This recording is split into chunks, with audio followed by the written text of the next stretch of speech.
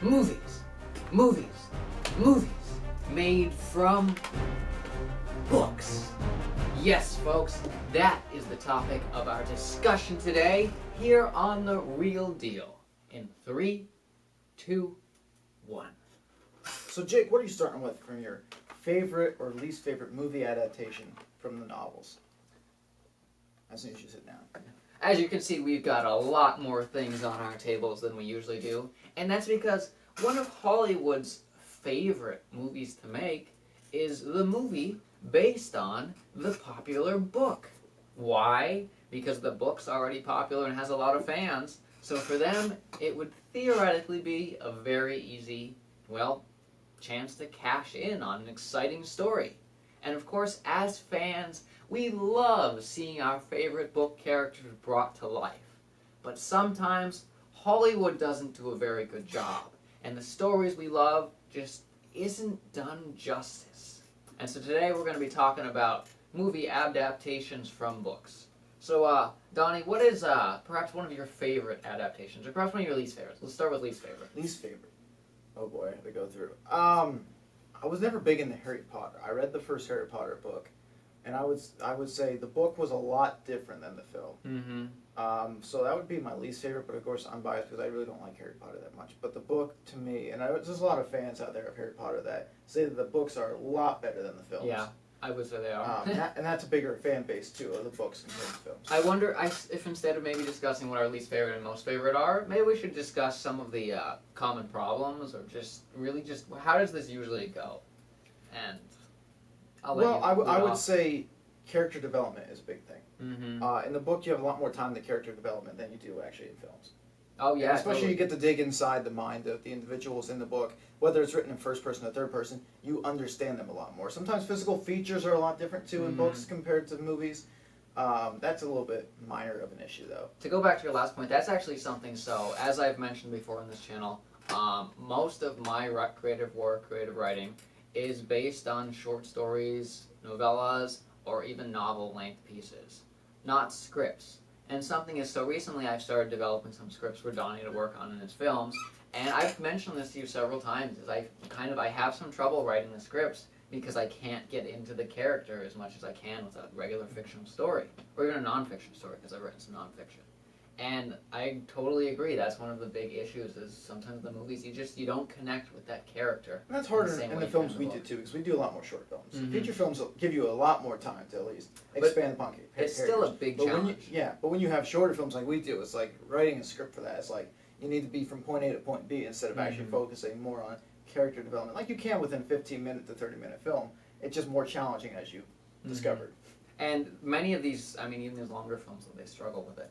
So one of something that comes to mind to me is just an iconic cinema movie adaptation failure. Did you ever watch the movie Aragon? I've never seen the movie Aragon. You've never seen the movie Aragon? I've never seen the movie Aragon. So pretty much, this is based on a book, and the book is pretty much, it's really just your Lord of the Rings world, except for, even some of the names of a lot of the places are very similar to Lord of the Rings. It's pretty clear the author was inspired by that. And it's kind of that world, except instead of orcs, you have these things called Urgals. And there's this kind of class of people called Dragon Riders. And really just the plot is, we're at the last Dragon Rider, and it's kind of just, he finds, it's this little kid, it's very much a Luke Skywalker story, and he finds this dragon egg, and it hatches, and he becomes the next Dragon Rider, and it follows his story to kind of free the land. And, so, as I mentioned, the books were very much like a Lord of the Rings, different, your humans, your dwarves, your elves, magic, the Urgals, which are again like your orcs, and of course fantastic dragons. And when you jump to the movie, which this is probably one of the most jarring changes, is suddenly everyone's human. All those other species, the Urgals are still there, but the elves and dwarves, they're just gone. Now, why is that? I I don't understand why they would make that jump, actually. Because especially, so Aragon was 4 books. It only got 1 movie, it was just the first. And literally, the whole plot of, the second one is the main character traveling to the elvish, land to learn how to use magic. And partway through that, he gets kind of, transformed into, a half-elf, half-human. So, they're so critical to the plot that I can't understand what the director's decision would be to cut that. And of course, the plot is very different. The whole premise of how the dragon riding operates is, like in the movie, they have sort of like a life bond to each other. So like if the rider dies, the dragon dies too. That's not true in the book. The dragon can live on. It's just usually without each other, the two go insane, or the survivor goes insane. There's a lot of changes. The plot is very different, and also character details. So in the movie, it's the main character is like a white male with like blonde hair. In the book, he has like brown hair. Like he looks very ordinary, and that's kind of the point. Is it's this really ordinary person just is hunting in the woods and stumbles upon this egg. And again, plot's very different. Lots of details. Like the sword is different. There's just a lot of changes that don't make sense. And again, there's another species in there that's sort of in the books. They're sort of like bird assassins, and in the movies, they're like these worm slime things. Like it's really drastic differences. Like they look pretty cool. And they thought pretty cool, but it's just so different than the books that it was very alienating to fans. One that we can all agree on, and we'll go back and forth between great adaptations. And We're gonna just jump around. Chronicles of Narnia. Chronicles of Narnia. We both, yes. now, I made you go find the book for this one. Apparently Netflix, and I do believe this is confirmed, Netflix is coming out with the Chronicles of Narnia series, actually. That's interesting. Because they got the rights to it. Now, of course, we're talking about adaptation. We haven't seen that yet, so we can't say what they're adapting per se. But let's talk about the three that they did. There's actually, fun fact, there was actually a series of films before these. Was there? Which were, you could probably safely say, so poor that everyone kind of forgot they existed. Well, that might be a reason. Because I remember I went to the store one time and I was like, it was about the time, so Prince Caspian was out, Dawn Treader would have been the next movie to come out, and I saw this like 3-pack bundle of like the first three, and I was like, wow, how is this possible? I was at like a Kmart or something, and I was like, wow, and I bought it. What's the reason they never finished the I actually don't know that. I figured it was just because of declining sales. Because one of the things is it's a hard market. Believe they're here. Well, one of the things is the way these books progress. I know where it is. It's underneath my hat. The way these books progress is you lose main characters and add new characters. And I think the new characters they were adding to movie audiences just, I mean, people were connected to the original like 4 that we get in Lion, the Witch, and the Wardrobe. And so when we lost like, oh gosh, I'm like Peter and Susan. Yeah, Lucy was the young one. I gotta think here, jog my memory. It's like, it takes away that connection audience members have to some of the franchise. Like when you start losing characters you love, and I think of Reepigy the rat, who dies in, well, it doesn't die, but disappears in the end of Dawn Treader, kind of goes over to the next world. And, I mean, I think that's part of, like, you lose characters that are very powerful on screen, and the new characters you introduce aren't as strong. Like, Edmund doesn't carry the screen as well as Peter does. And, of course, then when you add in their cousin, who, for most of Dawn Treader you hate, and you're supposed to hate him, it's written like that. And he kind of redeems himself in later books, but as an audience member who doesn't know that, I think it kind of takes away from films. And what I found out was that was confirmed that it did bad in the box office. I figured, yeah. Which I have to say, so reason I wanted this one up front is so reading these books, I really loved reading Dawn Treader. Particularly, so you saw the movie, right? Oh, correct. I don't. Okay, I don't think you did. You read the books or no? I read the books. I skipped around a lot though with books. Okay. I didn't read the middle ones. Then I went like straight from what is it, the Silver Chair or whatever, to the last battle. Oh, okay, that's a. So okay. it's a big jump, but That's a bit of a jump, yeah. there's a lot of stuff in there that ties in with religion. Yeah, so I mean, I understood the direction it was headed. Especially the last battle. Yes. Which I can see the book standing over there. But so Dawn Treader is the one where the cousin gets turned into a dragon partway through it. It's sort of a lesson in, like, he gets very greedy and he steals a bunch of treasure, and there's cursed treasure, and so it turns into a dragon. In the books, the way they handled that, like where he discovers his transformation, and also just how he's with the boat from then on, it's really interesting. Like, there's this, I never forget the scene where he first discovers he's a dragon, and he sees his shadows on the wall. And he sees, like, the claw of, like, a dragon on the wall, and he's trying to, like, kind of move his hand to escape, and he sees this claw, and it scares the hell out of him, because he thinks, oh gosh, the dragon that actually had this hoard is back. Because they see another one, and it kind of dies, and that's when he kind of loses the treasure, if I remember right. And just, we're in the character's head here, but it's just the way they capture the suspense in that moment. Like, as a child, I always kind of remembered that scene. And the movie didn't have really anything like that. Like, it just, I mean, I was cool with the animations, I was cool with a lot of the things, but it lacked the sense of wonder and exploration that the book had, and it also lacked sort of like the suspense and like the fear in those moments. Well, I'm going to jump to Charlie St. Cloud. Charlie St. Cloud here is the book, in case you guys don't. And this is a special one for you to talk about, yes. because during your this is one of my top favorite films of all time. And you also recreated a scene from it. Correct. So it's especially like strong. Now this, of course, this is the Sam's Club version with actual Zac Efron on the cover after they remade it. But it was actually entitled "Life and Death of Charlie St. Cloud," or "Death and Life." My bad, because instead of "Life and Death," it was "Death and Life" because he died first and came back. Yep, and which is a pretty creative title. To me, I read this whole book, and there's things that they can't add in the course of this film. Not that they can't add, but like that would take away or whatever. Like there is more actual spiritual stuff that goes on in this. Like he would see his, and I know you didn't see this film, so like me trying to explain this to you for the first time. He saw a lot of, not all of this film, but I saw like he part saw of this. his friend as because he died, he has a connection with the spiritual world. So he's like in he can see people in that purgatory stage before they decide to move on. That's where his brother was in the whole time. He didn't want to move on. He always could see his brother because he was in the purgatory stage. And that's what Ben Sherwood was aiming for. So eventually, like, there were so many times where he'd see people like soldiers and his buddy that came back, which they showed in the film. But there's a lot of other people that he could see in the realm. And like a lot of different experiences, which they just could not put in the film. That's another thing especially, I mean, I think movie adaptations can do a little better today. Because back then, I mean, I don't know when the movie was for that one, but I know Aragon was probably... What was it, 2014? Oh, maybe like 06. We will find out. I don't know. But movies back then, I mean, you kind of expected a certain length. Like, you had like your hour and a half about. Yeah. And you didn't really cross it. Maybe an hour and 40 minutes if you were really bold. But you didn't break that 2-hour mark. It was kind of like an unspoken rule, probably from some sort of marketing decision. 2010, it's been a while. 2010. I figured it was pretty old. Just sort of curious. I want to check when Aragon was. But yeah, like, but you couldn't go over that then, and nowadays you can. So you had to cut a lot of details back then simply because of time, and it was about trying to prioritize like. And I'm not calling this 2006. I was right. I'm not calling this a chick flick, but it is somewhat of a chick flick because this is these are more romance novels than this is more of a romance story. Tony's secret. I don't know. I mean, we could easily bring Twilight into this, but I never read the books. I just watched Twilight. The only Twilight-related movie I watched was Vampires Suck, which was the spoof.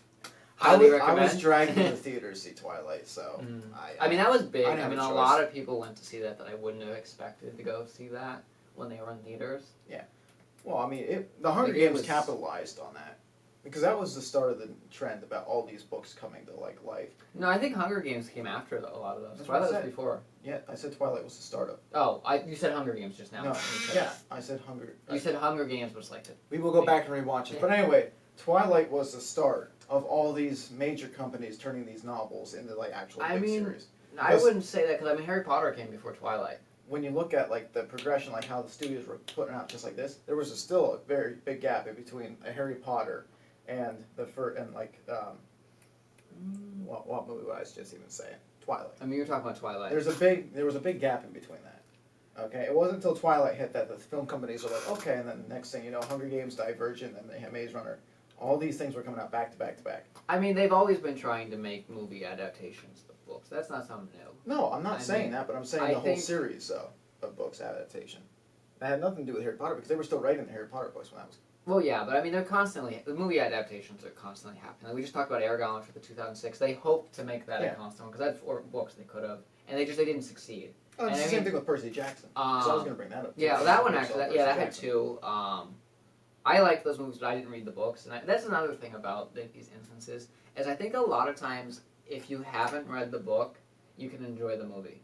Like, as a kid, I enjoyed watching Aragon. I really liked the animation for Saphira, which is like the main dragon.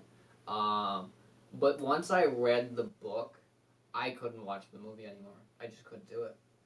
And I think that's another thing that's just a big factor in this is like they're not necessarily terrible movies, but they just you don't stay true to the original source and like capture that feel, and also you leave out so many details. Does it? Though onto your point there, that's something that makes me think of is Twilight. They were all like 2-hour movies or so, weren't they? Like they were long. So that might have been the first of the wave of where you could break that 2-hour mark. Because I think that's what made them a lot more successful as movie adaptations, like modern I'm trying to think, adaptations compared to the early ones. See, I'm biased because I do like my longer films. Mm-hmm. Now, however, I like longer films that keep me entertained the whole time. Endgame did not necessarily keep me entertained, but that's a different topic for another day. So what other movies do you have over there, Jake, that you like? Let's see, what do we have with me here? I need to look because we got the Harry Potter. Oh, here's one for you, The Maze Runner. He has to get up for that. I don't even, we moved them around so many times between the two of us that I'm like, I don't even know what's on my side anymore. I know I had the Narnias, and I know there's, you have the Hunger Games, I think, don't you? I have the movies, yes. Yeah, I thought you had the Hunger Games. Yeah. I have the book. There it is. Yeah. But you had the movies. Those were, what'd you think of those? Did you see them all? I saw them all in theaters. Yeah, okay. That's still probably my favorite adapted series, though. Mm-hmm.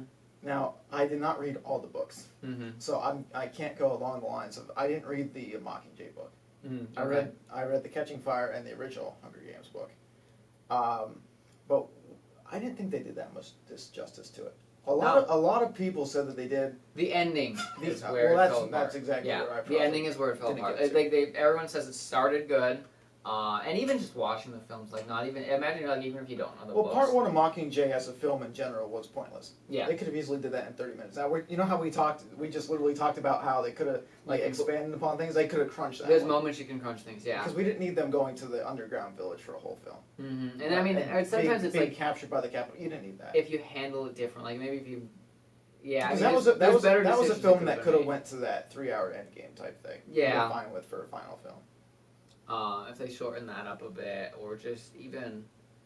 Prim's death, I don't want to say it was the exact same way as it was in the novel, but it was. I think they did justice to the parts that I've read. Mm-hmm. They were true to the character of Katniss Everdeen. Yeah. Yeah, that. And I think that's really all that matters because you see a lot of these films that take these main characters. Sometimes. A lot of times that's where you fail. If you're not true to the main character, that's probably one of the. You can get away with not being true to the strikes. side characters. Mm-hmm. But when you don't stay true to the main characters and the main source, then you start getting a little Like, bit. we want to go back to Aragon. I mean, Aragon in the movie is not like Aragon in the book on so many levels. And once you alienate that main character that people love, especially if it's a book that has a series already, it's not just a one-off, because people are going to be even more connected to those main characters. I mean, you kind of just shoot yourself in the foot right there, even if the rest of the movie was like flawless. But then there's sometimes, and like this is a rare occasion, but sometimes this happens, where sometimes you see these books that aren't known become known and get read because of even these if the things. movie is not good. Yeah. A lot of people, like I think of so you have Ender's Game sitting right there. Ender's Game, I mean, it was a popular book, but it wasn't really like a very popular book.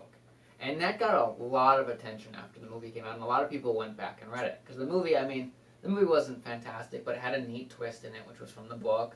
And, I mean, a couple of neat twists in it, actually. And the effects, I think, were very breathtaking. I mean, at least that was that's what like really stands out to me about that movie is just the effects for their battles. It's one of those books that, I mean, actually, really, if we want to talk about these, any of these are really big. Like Hunger Games, how many people do you think went and bought the Hunger Games books after seeing that first movie and being pulled into that world? I mean, I could probably tell you, but I would say millions. Lots of people. I would yes. say millions actually for that. I'd love to be the author making those interest rates.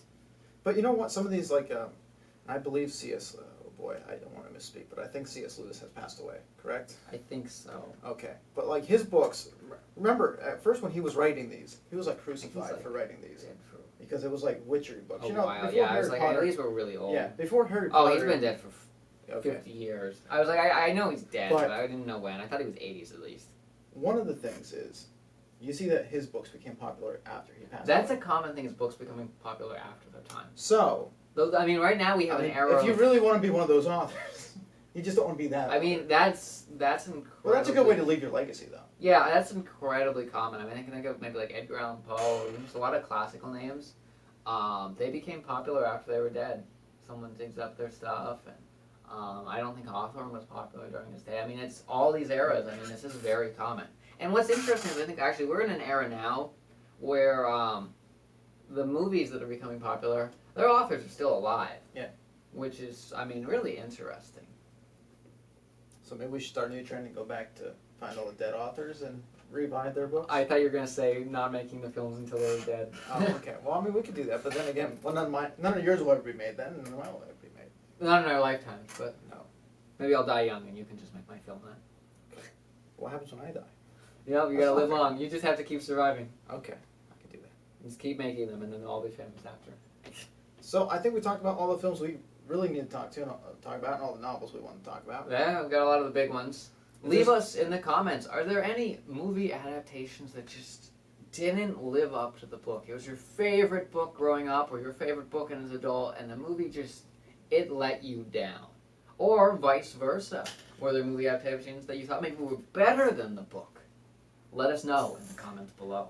He always beats me to the punch for some reason.